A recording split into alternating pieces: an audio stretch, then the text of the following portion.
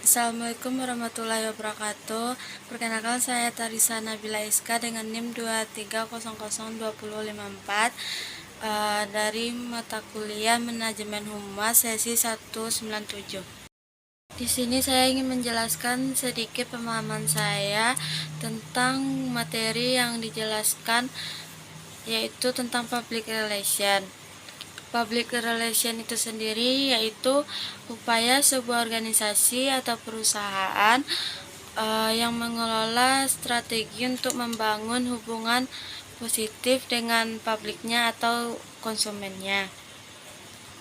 Public relation ini menggunakan komunitas strategi untuk mengendalikan bagaimana informasi bisa disebarluaskan kepada masyarakat. Public relation terdiri dari beberapa bagian, yaitu marketing, advertising, dan branding. Di sini saya ingin menjelaskan apa itu marketing, advertising, dan branding. Marketing itu lebih fokus kepada meyakinkan orang lain bagaimana produknya bisa terjual. Advertising itu sendiri yaitu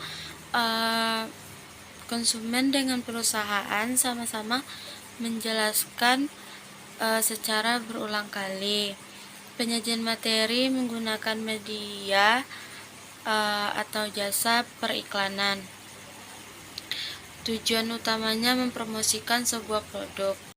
Pemasaran atau marketing itu hanya berfokus kepada meyakinkan orang lain bagaimana produknya bisa terjual, karena tujuan dari marketing itu untuk mempromosikan produknya. Yang kedua, advertising, yaitu pengulangan. Advertising itu sendiri yaitu sebuah penyajian materi atau pesan dalam bentuk komunikasi sebuah lembaga atau organisasi kepada masyarakat. Penyajian materi atau pesan ini melalui media massa dengan menggunakan bahasa yang tepat dan persuasif. Juga bisa disebut sebagai jasa periklanan. Advertising ini bertujuan untuk mempromosikan sebuah produk, barang, atau jasa yang dijual oleh perusahaan dan dipromosikan melalui iklan. Iklan itu dilakukan berulang-ulang kali.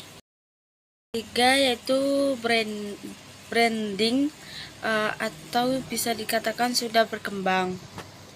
Mungkin dari nama produk barang atau jasa sudah dikenal baik di mata masyarakat. Secara tidak langsung, branding bisa dikatakan citra atau anggapan yang sudah tertanam baik di dalam benak atau pikiran konsumennya. Public relation itu tersendiri terbagi menjadi 4 istilah, yaitu riset, action atau aksi, komunikasi, dan evaluasi. Yang pertama, riset. Riset itu tersendiri dalam public relation merupakan proses sistematis untuk mengumpulkan, menganalisis, dan menafsirkan informasi. Riset menjadi langkah awal dalam aktivitas public relation karena memiliki banyak manfaat seperti yaitu yang pertama mengetahui tujuan organisasi, yang kedua mengevaluasi program komunikasi, yang ketiga mengembangkan strategi yang relevan, yang keempat menentukan tujuan dan strategi yang sesuai dengan kebutuhan perusahaan, yang kelima mengidentifikasikan publik utama, yang keenam mengembangkan komunikasi yang ditargetkan, yang ketujuh membangun hubungan dengan publik. Riset dalam public relation dapat dimulai dengan mendefinisikan peluang atau masalah seperti yang pertama opini, sikap, pengetahuan, segmentasi pasar, strategi kompetitor, perilaku harian dari para target marketing. Salah satu jenis riset yang dapat dilakukan dalam public relation adalah riset deskriptif, yaitu riset ini digunakan untuk memahami karakteristik dari kelompok atau populasi tertentu, seperti perilaku, kebiasaan, pendapat, dan referensi. Kedua, action atau aksi. Dalam public relation, aksi merupakan langkah yang dilakukan setelah riset dalam perencanaan programnya. Setelah melakukan aksi, langkah selanjutnya adalah mengkomunikasikannya. Ada beberapa contoh public relation, yaitu kampanye untuk meningkatkan kesadaran merek. Yang kedua, peluncuran produk baru. Yang ketiga, acara amal. Yang keempat, tanggapan atas masalah atau krisis. Yang kelima, membangun hubungan dengan media. Yang keenam, manajemen krisis. Yang ketujuh, komunikasi internal. Yang delapan, pengembangan branding dan citra. Yang ketiga, komunikasi. Dalam public relation adalah pertukaran berita, pandangan, dan gagasan antara organisasi dengan publik untuk mencapai tujuan tertentu. Komunikasi dalam public relation merupakan hal yang penting karena menjadi kunci keberhasilan seorang praktisi public relation dalam menjalankan tugasnya. Beberapa hal yang perlu diperhatikan dalam komunikasi public relation itu yaitu pendekatan pribadi, yaitu harus dilakukan dengan pendekatan pribadi kepada target seperti masyarakat sekitar, perusahaan, warganet, atau mitra bisnis.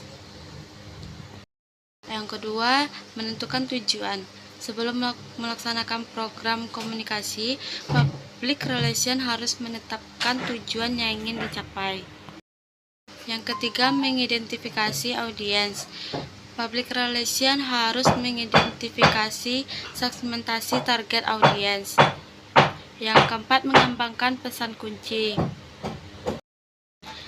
Beberapa skill yang harus dimiliki oleh seseorang public relation, yaitu yang pertama, kemampuan komunikasi yang baik, kemampuan menulis dan merancang materi, kemampuan manajerial organisasi dan manajemen waktu, kemampuan membangun hubungan dengan pemangku kepentingan, dan kemampuan berpikir kritis dan kreatif.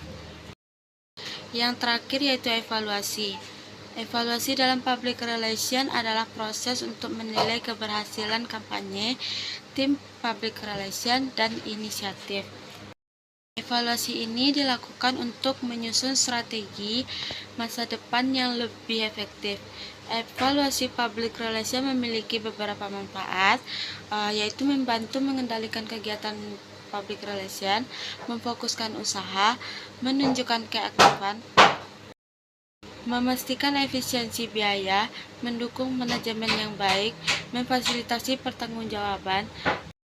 Beberapa langkah yang dapat dilakukan dalam evaluasi public relation yaitu membuat rumusan tujuan program yang spesifik dan dapat diukur, mengukur efek yang sudah dicapai dalam program yang sudah dijalankan, mengumpulkan dan menganalisis data, menulis laporan tentang hasil program kepada pengambil keputusan, menerapkan hasil program pada pengambilan keputusan.